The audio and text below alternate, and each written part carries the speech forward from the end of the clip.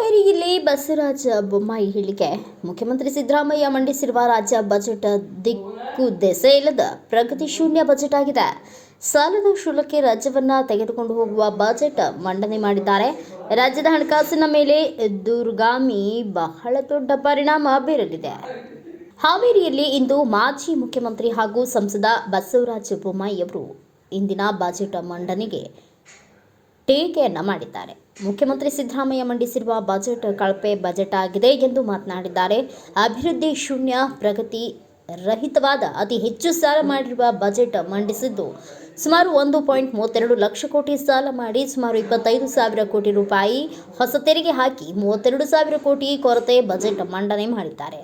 ದಿಕ್ಕು ದಿಸೆ ಇಲ್ಲದ ಪ್ರಗತಿ ಶೂನ್ಯ, ಸಾಲದ ಶೂಲಕ್ಕೆ ರಾಜ್ಯವನ್ನ ತೆಗೆದುಕೊಂಡು ಹೋಗುವ ಬಜೆಟ್ ಇದಾಗಿದೆ. ಇದರಿಂದ ದೂರಗಾಮಿ ರಾಜ್ಯದ ಹಣಕಾಸಿನ ಮೇಲೆ ಬಹಳ ದೊಡ್ಡ ಪರಿಣಾಮ ಬೀರಲಿದೆ. ರಾಜ್ಯವನ್ನ 10 ರಿಂದ 15 ವರ್ಷಗಳ ಹಿಂದೆ ತೆಗೆದುಕೊಂಡು ಹೋಗುತ್ತಿದೆ. 17 ಬಾರಿ ಬಜೆಟ್ ಮಂಡನೆ ಮಾಡಿರುವ ಸಿಎಂ ಸಿದ್ದರಾಮಯ್ಯನವರಿಂದ ಇಂತಹ ಬಜೆಟ್ ಅನ್ನ ನಿರೀಕ್ಷೆ ಮಾಡಿರಲಿಲ್ಲ ಎಂದು ಟೀಕಿಸಿದ್ದಾರೆ. ನೀರಾವರಿಗೆ ಕೇವಲ 22,000 ಕೋಟಿ ರೂಪಾಯಿ ಮೀಸಲಿಟ್ಟಿದ್ದಾರೆ. ಹಾಗೆ ಕೃಷ್ಣಾ ಮೇಲ್ದಂಡೆ ಯೋಜನೆಗೆ 25,000 ಕೋಟಿ ರೂಪಾಯಿ ಮೀಸಲಿಡಬೇಕಿತ್ತು. ಆದರೆ ಯಾವುದೇ ಅನುದಾನ ಮೀಸಲಿಟ್ಟಿಲ್ಲ. ಆರೋಗ್ಯ, ಗ್ರಾಮೀಣಾಭಿವೃದ್ಧಿಗೆ ಅನುದಾನ ಕಡಿಮೆ ಇದೆ. ಇವರು ಯಾವ ರೀತಿ ಬಜೆಟ್ ಮಂಡನೆ ಮಾಡ್ತಾರೆ ಎಂದು ಪ್ರಶ್ನಿಸಿದರು. ಒಳ ಮೀಸಲಾತಿಗಾಗಿ ಹೋರಾಟ ವಿಚಾರ. ಒಳ ಮೀಸಲಾತಿ ಗೊಂದಲ ಕುರಿತು ಕೇಳಿದ ಪ್ರಶ್ನೆಗೆ ಪ್ರತಿಕ್ರಿಯಿಸಿದ ಅವರು, ಒಳ ಮೀಸಲಾತಿ ವಿಚಾರದಲ್ಲಿ ಸರ್ಕಾರದ ಸಚಿವರ ನಡುವೆ ಗೊಂದಲ ಇದೆ. ಹೀಗಾಗಿ ದಲಿತ ಸಮಾಜಕ್ಕೆ ಅನ್ಯಾಯ ನಡೆಯುತ್ತಿದೆ.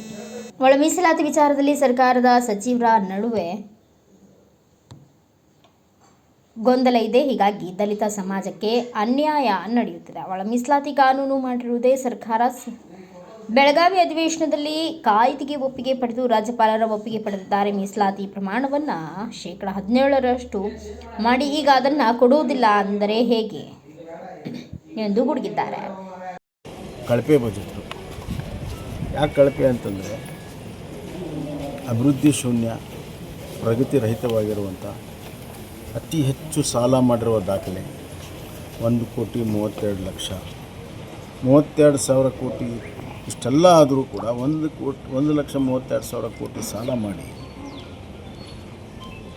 ಸುಮಾರು 25,000 ಕೋಟಿ ಹೊಸ ತೆರಿಗೆಗಳನ್ನು ಹಾಕಿ 32,000 ಕೋಟಿ ಕೊರತೆ ಬಜೆಟನ್ನು ಮಾಡಿದರೆ ಇದು ಕಳಪೆ ಹೇಳಿದೆ. ಮತ್ತಿನ್ನೇ ದಿಕ್ಕು ದೆಸೆ ಇಲ್ಲದೆ ಪ್ರಗತಿ ಶೂನ್ಯ, ಸಾಲದ ಸೂಲಕ್ಕೆ ರಾಜ್ಯವನ್ನು ತೆಗೆದುಕೊಂಡು ಹೋಗುವಂಥ ಒಂದು ಕಳಪೆ ಬಜೆಟ್ಟು ಮಾಡಿದ್ದಾರೆ. ಇದರಿಂದ ದೂರಗಾಮಿ ರಾಜ್ಯದ ಹಣಕಾಸಿನ ಮೇಲೆ ಭಾಳ ದೊಡ್ಡ ಪರಿಣಾಮ ಆಗ್ತದೆ. ರಾಜ್ಯವನ್ನು ಕನಿಷ್ಠ 10 ರಿಂದ 15 ವರ್ಷ ಹಿಂದೆ ತೆಗೆದುಕೊಂಡು ಹೋಗಿರುವಂಥ ಇದು ಬಜೆಟ್ಟು ಭಾಳ ನಿರಾಶೆ ಆಗಿದೆ. 17 ಬಾರಿ ಮಂಡನೆ ಮಾಡಿರುವಂಥ ಸಿದ್ದರಾಮಯ್ಯ ಅವರು ಅಪೇಕ್ಷೆ ಮಾಡಿರಲಿಲ್ಲ. ಅಳದುತೂಗಿ ಬಜೆಟ್ ಮಾಡಿದ್ದೀವಿ, ಯಾವುದೇ ಇಲಾಖೆಗೂ ಕೊರತೆ ಆಗಲಿದ್ದ ನೋಡ್ಕಿ ಎಲ್ಲದಕ್ಕೂ. ಉದಾಹರಣೆಗೆ ಇರಿಗೇಷನ್ಗೆ ಬರೀ 22,000 ಕೋಟಿ ಕೊಟ್ಟಿದ್ದಾರೆ. 22,000 ಕೋಟಿಯಲ್ಲಿ ದೊಡ್ಡ ನೀರಾವರಿ, ಸಣ್ಣ ನೀರಾವರಿಯ ಜೊತೆಗೆ ಅದರಲ್ಲಿ 5,000 ಕೋಟಿ ಮಾತ್ರ ಕಾಮಗಾರಿಗೆ ಇರ್ತದೆ. ಮತ್ತು ಅಪ್ಪರ್ ಕೃಷ್ಣಾಗೆ ಈ ವರ್ಷ ಕನಿಷ್ಠ ಒಂದು 25,000 ಕೋಟಿ ಇಡಬೇಕಾಯಿತು. R&Rಗೆ ಒಂದು ನಯಾ ಪೈಸ ಇಟ್ಟಿರಲಿಕ್ಕಿಲ್ಲ. ಯಾಕಂದರೆ ಡೀಟೇಲ್ಸ್ ಬಂದಿಲ್ಲ ನನ್ನ ಹತ್ರ.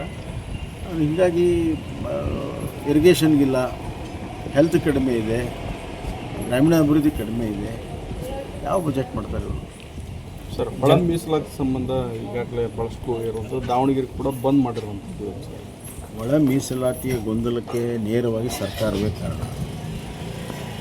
ಸರ್ಕಾರದಲ್ಲಿ, ಸರ್ಕಾರ ಮಂತ್ರಿಗಳಲ್ಲಿ ಇದರ ಬಗ್ಗೆ ಭಿನ್ನಾಭಿಪ್ರಾಯ ಇದೆ. ಕ್ಯಾಬಿನೆಟ್ನಲ್ಲಿಯೇ ಗೊಂದಲ ಇದೆ.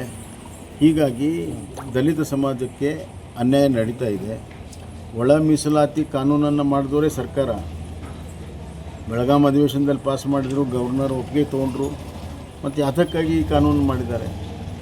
17%, 7% ಮಾಡಿ ಈಗ ಅದನ್ನು ಕೊಡೋದಿಲ್ಲ ಅಂತಂದರೆ ಕೋರ್ಟಿನ ಕುಂಟು ನೆಪ ಹೇಳಿದ್ದಾರೆ. ಕೋರ್ಟಲ್ಲಿ ಇವರು ಅಡ್ವೊಕೇಟ್ ಜನರಲ್ಲೇ ಅಫಿಡೇವಿಟ್ ಫೈಲ್ ಮಾಡಿದ್ದಾರೆ. ಕೋರ್ಟ್ ಏನೂ ಡೈರೆಕ್ಷನ್ ಕೊಟ್ಟಿಲ್ಲ. ಆ ಕುಂಟು ನೆಪದಲ್ಲಿ ಇವತ್ತು ದಲಿತ ಸಮಾಜಕ್ಕೆ ಅನ್ಯಾಯ ಮಾಡ್ತಾ ಇದ್ದಾರೆ. ಒಳ ಮೀಸಲಾತಿಯ ಅಪೇಕ್ಷೆ ಇಟ್ಕೊಂಡಿರುವಂಥ ಅಪಾರವಾಗಿರುವಂಥ ದಲಿತ ಸಮಾಜ ಇವತ್ತು ಸ್ಫೋಟಕವಾಗಿ ವಿರೋಧ ಮಾಡ್ತಾ ಇದೆ.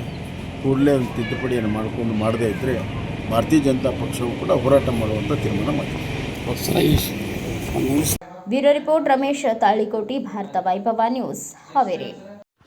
Thanks for watching. Read, discuss and debate with editor Dr. Yan Prashant Rao. Wanted reporters in print, digital and visual media for Bharat Vaibhav Daily Newspaper, BV News 5 Channel and BV Fast Web News from all the talukas of Karnataka, Goa and Maharashtra.